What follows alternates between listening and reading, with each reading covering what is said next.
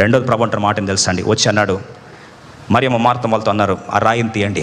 ఇప్పుడు రాయి తీసివేయండి అని చెప్పి ఎప్పుడైతే యేసు ప్రభువు ప్రకటించాడో, ఆ రాయి తీసేయాలంటే అక్కలంటున్న మాట ఏం తెలుసా అండి?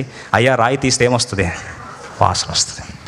ఎందుకంటే ఇప్పుడు హృదయపు రాయి తెరవాలంటే మనకు కూడా అదే సమస్య. అమ్మ వాసన అండి, నా జీవితం నేనే చూసుకోలేనండి, నా అలవాట్ల నుంచి నేనే బయటకు రాలేకపోతున్నానండి, నా మీద నాకే అసహ్యం వేస్తుందండి అంటే దేవుడు అంటాడు, రాయి తీ. ఒప్పుకోవడానికి ఇష్టపడం. అందుకొరకు ఈరోజు ప్రభు అంటున్న మాట, రాయి తీయడానికి నువ్వు ఇష్టపడితే చనిపోయిన లాజర్ని ఏం చేస్తాడంటండి? బ్రతికిస్తాడు. రెండు మాటలు. ఎక్కడ సమాధి చేసావు నీ నిరీక్షణ? ఎక్కడ సమాధి చేసావు నీ విశ్వాసం? ఎక్కడ సమాధి చేసావు ప్రభు నందు నీ యొక్క ధైర్యం? ఆ ప్రాంతాన్ని చూపించు.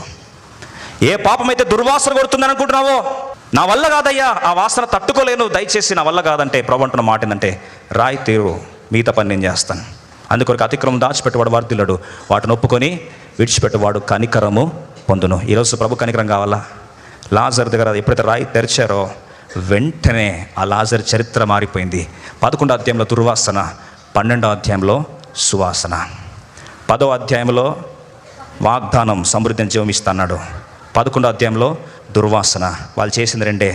ఎక్కడ సమాధి చేశారో చూపించారు, ఏ ప్రాంతంలో మరణ మృగం మోగుతుందో చూపించారు, ఎక్కడైతే రాయి తెరడానికి ఇష్టపడ్డారో నోరు తెరడానికి ఇష్టపడ్డారు. 12వ అధ్యాయంలో సమృద్ధి అనే జీవాన్ని దేవుడు పరిచయం చేశాడు. ఈరోజు ఈ అనుభవం నీ సొంతం అవుతుంది.